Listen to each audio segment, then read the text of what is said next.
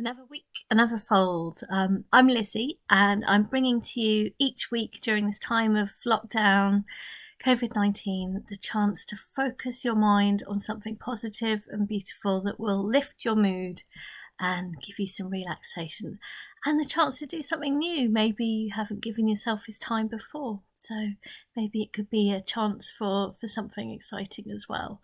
So I'm bringing along Origami. I normally work in hospital ward at UCLH, which is where I normally work. And at the moment I'm working from home and encouraging colleagues to join me. But this is very much for everybody, encouraging well-being, to keep safe at home and to do something lovely and hopefully inspiring your mind. So I was originally taught origami by a patient actually, and she found it really helped her during times of uncertainty, things out of your control, to do something beautiful and very structured. It really does give you a kind of feeling of calm and a chance to really relax your mind. Get so focused on this that you forget everything else. And it will make not only yourself smile, but it will make others smile as well. So this week I'm bringing along a really exciting fold. It's a beautiful butterfly, and this comes from Akira Yoshizawa, I hope that's right, who is very much credited as kind of a very, very influential origamist. And it's a very elegant fold.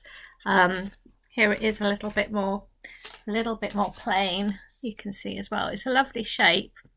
I really enjoy doing some doodling, a little bit of art. I think this is something I've done with lots of people, encouraging them to sort of doodle. Can be patterns, can be marks, maybe words, things that will make you feel kind of positive and uplifted.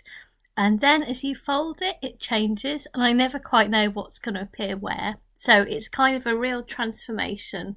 I think butterfly is very symbolic for so many people. They're beautiful animals, and it has got a real presence to it. It feels like it will fly. So I think you can start decorating your place with lovely butterflies. I hope you're going to enjoy this. So it's a fairly simple one actually. You'll be relieved to know.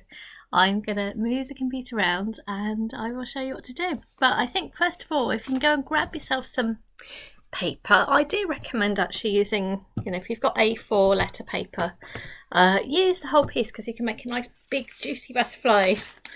That would be good. And if you have any pens, I would encourage that. I'm going to show you just because I really do want to encourage you to make your marks. Normally I go for really plain origami, maybe colours if you have it, but in this case I think that the patterns make it really special. So I'd love to see the butterflies that you make. Please share them. Right, so first of all we're going to make a square. So you will have seen me each week doing this, and hopefully it's kind of relaxing in its own way. So to make a square, it's pretty simple. Any paper that you'd have, this normally has a straight line. So all you need to do is take the corner, bring it over and line it all up. Nice straight line. Take your time. It's just about taking the time, giving that care. And when you're giving it care, you're giving yourself care as well. Good strong lines. That's letting out a little bit of pressure. And it also gives it the lovely strength as well. So all we need to do is get rid of this strip. So every week I'm also doing a live fold on a Wednesday. So if you'd like to give yourself half an hour, 20 minutes out from your day, even if you're working from home, it will give you a good little break, and it's really nice to feel that you're with others at the same time. I've also set up a Facebook group, Join the Fold Origami to Beat Boredom and Stress, obviously, as well. And that's a good place to share what you've done. It's just a positive space to share nice things. So I've done a nice sharp fold. So then you should just be able to tear a little bit at the end and it will rip away. There we go. Right, I'm going to encourage you to do a quick bit of doodling. So your pattern should be on the outside here. You can see how we folded it in half. Your pattern on the outside here. So I'm going to just do something, I think just really pale colours, because I don't want to interfere too much with what I'm showing you. But I think I'm keen to encourage a little bit of mark making and a little bit of experimentation, because it is quite fun seeing how this changes. You can really experiment. It's the element of surprise which I like. There is no right or wrong with patterns, so I tend to enjoy swirls for some reason. But please experiment yourself too.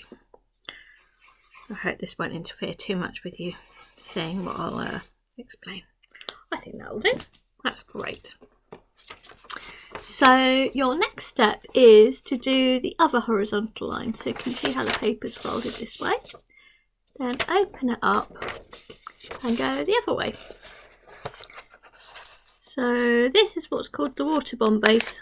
Maybe I'll slowly learn the names. I'm not very good at remembering the names of these things. But in essence, what you're doing is doing the diagonals on sort of one side, and then it can even form like a nice little tent. It's already a lovely structure. And for it all to be able to fold up, you then do the horizontal and the vertical lines, but the opposite direction, because it will help fold it up. That's the reasoning behind that.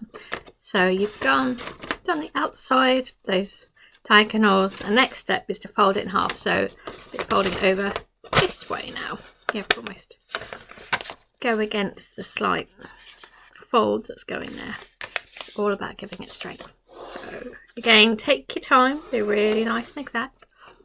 Maybe this is something you could be making, or maybe you're just going to enjoy hopefully watching it. Quite nice to see some patterns, isn't it? So you can obviously buy beautiful papers, but I'm keen to empower you to realise any paper works. And it's quite fun to use what we have. I think it's about valuing a material which is simple and beautiful that we often just take for granted. And so much of our society is based on paper. So it's like this. At the moment it's kind of folding up this way. It's fun to put your finger underneath the middle, push it up, and it pops up.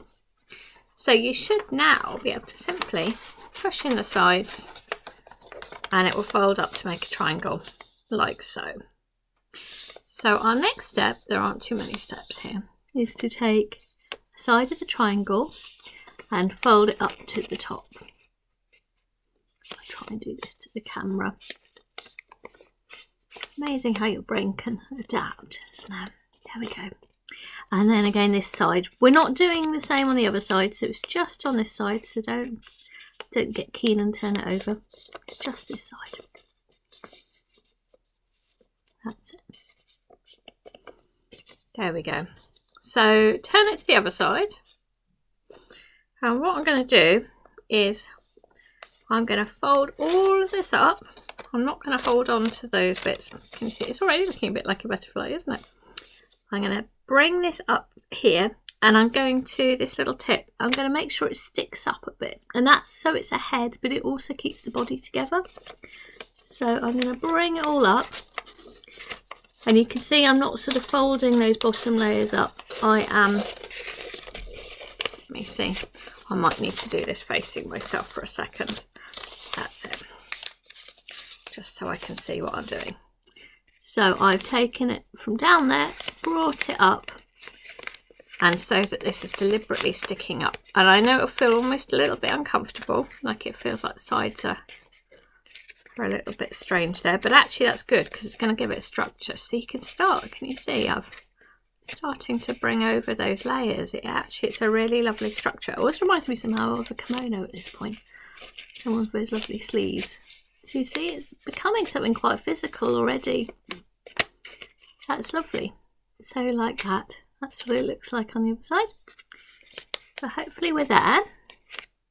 And our next step is simply to fold the head back.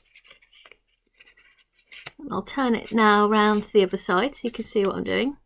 So I folded that down. Now I also want to have a little bit of a head sticking up.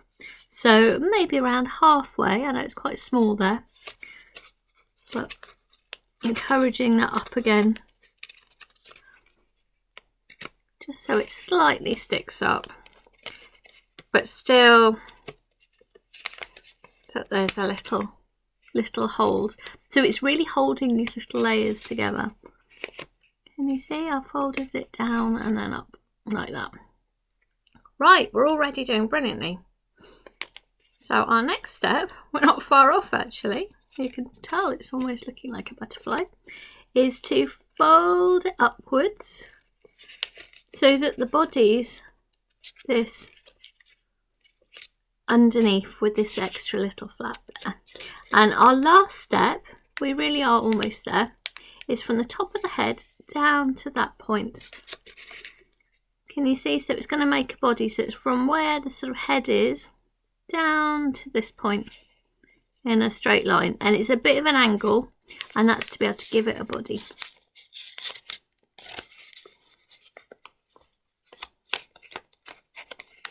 You see, so I've folded it from just above the head down to that point, and then for the other side you do the same. And once you've got one on one side, it's quite easy to then match it up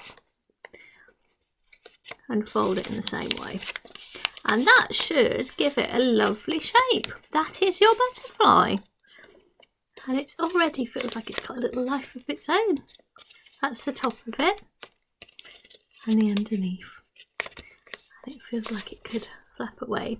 You could, if you wanted, put a tiny little pin in there and put it on a board.